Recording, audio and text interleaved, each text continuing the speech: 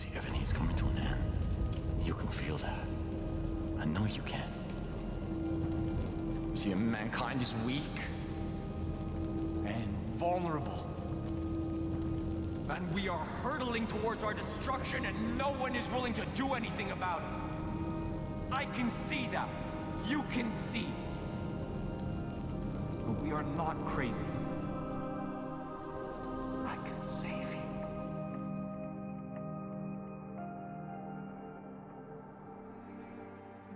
Hello, ladies and gentlemen, I'm Dreamality. Welcome to my review of Far Cry 5. Is this game worth your money? Is it worth your time? That's what I'm here to help answer. Let's begin by breaking down the story. There they are, the locusts in our garden. See, they've come for me. They've come to take me away from you. They've come to destroy all that we've built. Welcome to Hope County, Montana. Over the past couple of years, a cult known as the Project at Eden's Gate has been growing, buying land, radio stations, even some of the local cops. The leader, Joseph Seed, claims God speaks to him and has warned him of a great collapse in the near future.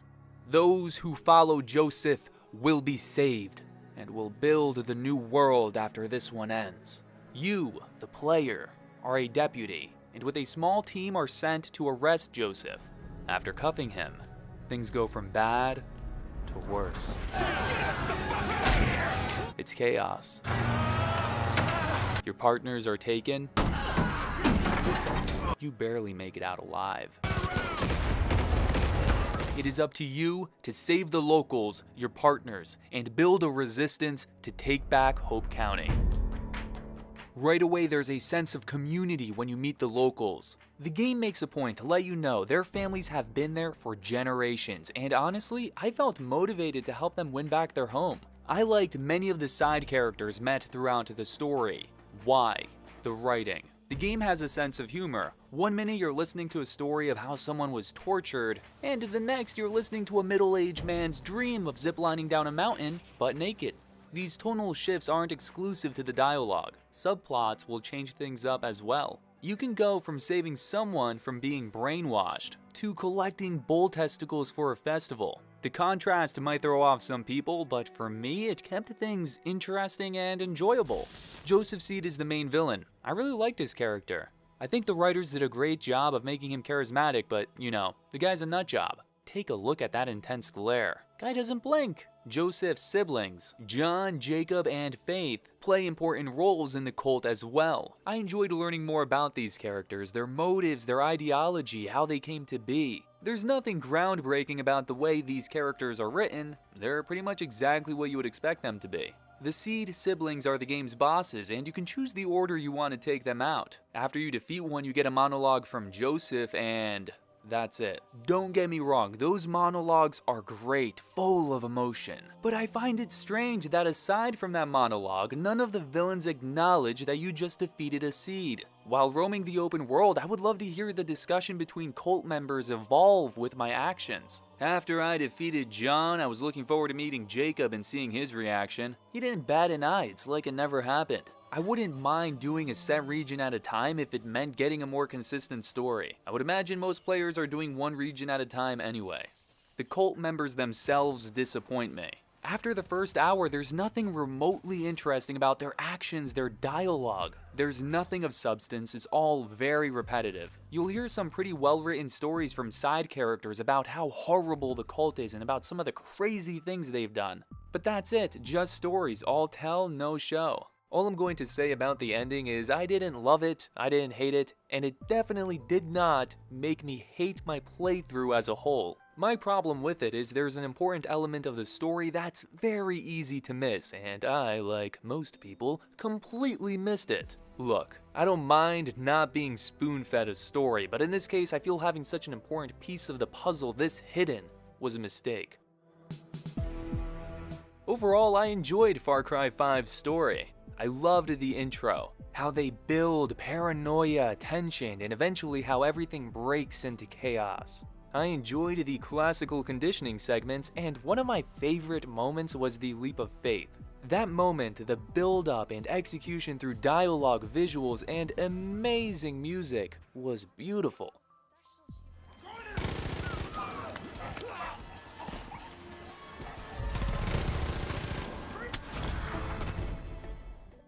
On normal, the main story took me about 20 hours to complete. You can play as a male or female, you can customize them a bit. Doesn't really matter, both are voiceless. The map is very large and split into 3 regions, each of which is controlled by a different seed sibling.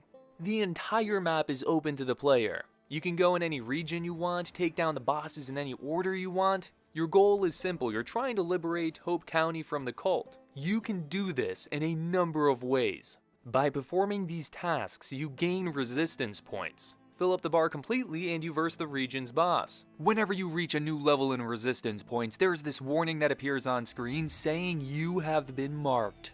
Oh man, get ready because you're about to be taken. I hate this feature. It doesn't matter if you run or if you stay put, you're going to be taken, it's inevitable, which makes the whole system pointless. After you're taken, you're forced to watch a cutscene. These are pretty long. I enjoyed them, but if you don't, get comfortable because you can't skip them. Like all of the Far Cry games, I love the setting. There's a ton to do in this game, crazy stuff happening all over the place. I love that the game is filled with wildlife. The world is very alive, albeit at times too alive. It felt like I couldn't go 30 seconds without something spawning around me. I would like some breathing room to take in the environment, the scenery. I enjoyed many of the missions. Some of the missions did get a bit repetitive, but usually there was an interesting backstory that motivated me to keep going. And if it wasn't the story, it was the dialogue of the characters that were on the mission with me. While I was playing, I felt like I was impacting and helping the people of Hope County, which was satisfying.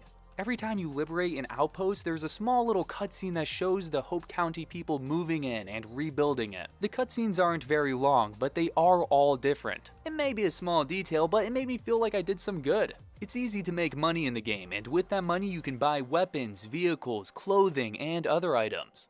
There are microtransactions to purchase all of these items as well, but I must say the game doesn't shove it in your face. I forgot all about them very quickly. Far Cry 5 offers a guns and fangs for hire system. This basically means you can have some AI fight alongside you if you want. This is optional. You can tell them where to go, who to attack, they'll revive you, and some of them have special perks. I like it. The dog is awesome, used him the most. If you were on the fence, the next one is going to seal the deal for you. A bear named Cheeseburger. Need I say more? In the midst of a chaotic battle, seeing that bear charge people and completely wreck them never got old. My problem with the humans is their dialogue would get very repetitive. The more annoying thing though is when you have 2 human partners, they'll start a conversation with each other, stop randomly, and then pick up the same conversation from the very beginning all over again. There's a skill tree in Far Cry 5, but it's a bunch of basic stuff. When I had the points to spend, I was never saying, yes, finally, now I can get that. The AI in this game is pretty dumb. Your partners can take a while to attack after an order. Sometimes they won't revive you. The enemy AI can be getting mauled to death by my dog, shouting at the top of his lungs, and his teammates that are right next to him can't pinpoint where it's coming from. The next one's a big deal. The shooting. The shooting feels off. You can't tell if you're landing the hits, there's not enough feedback. After completing the main story, you can still free roam the world and do all of these side missions that you haven't completed yet. After playing for 20 hours, I have reached my limit. I feel like I've experienced everything the game has to offer, and now it's all getting a bit repetitive and dull. The map editor is amazing. You can make levels here, there's so much potential to make awesome stuff. There is definitely a learning curve, but it is crazy to see what some people are making. The game does have online co-op, so you can play the entire story with a buddy. All of the levels in the arcade mode are user-created levels. The game needs better search and filter options. The PvP multiplayer is absolutely horrible. Gameplay-wise, very generic. Graphic-wise, very downgraded. There's no point to progression. Worst of all, it does not work. It's a very inconsistent experience. Some people are overpowered, others are invulnerable.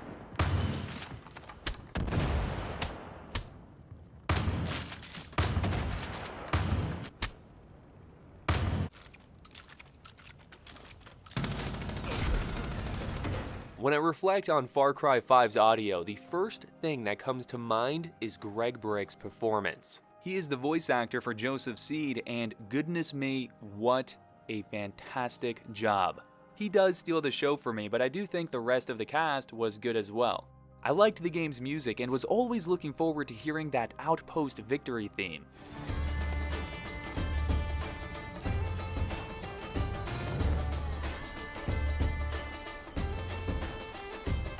My favorite part about the music was the work done by Hammock. I like it so much, I've been listening to it out of the game. It's very beautiful, relaxing ambient music that does an incredible job of complementing the scenes they're delivering. Will you look at that? It looks like we have reached the end of this review. Welcome to the conclusion. There's a lot I like about Far Cry 5. I enjoyed the story and characters. I had fun playing the game.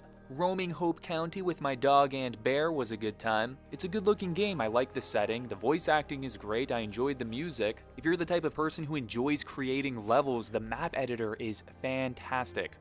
Then there are the things I don't like. The number one being the cult itself. The way they're presented through their actions and dialogue is boring and repetitive. The AI is pretty dumb. There's not enough feedback with the shooting. The experience overall got repetitive after 20 hours and I feel no need to return to the game. The arcade mode needs work. The PvP multiplayer is garbage. Final verdict. I say Far Cry 5 is a good game. It's worth playing, but I do recommend getting it on sale.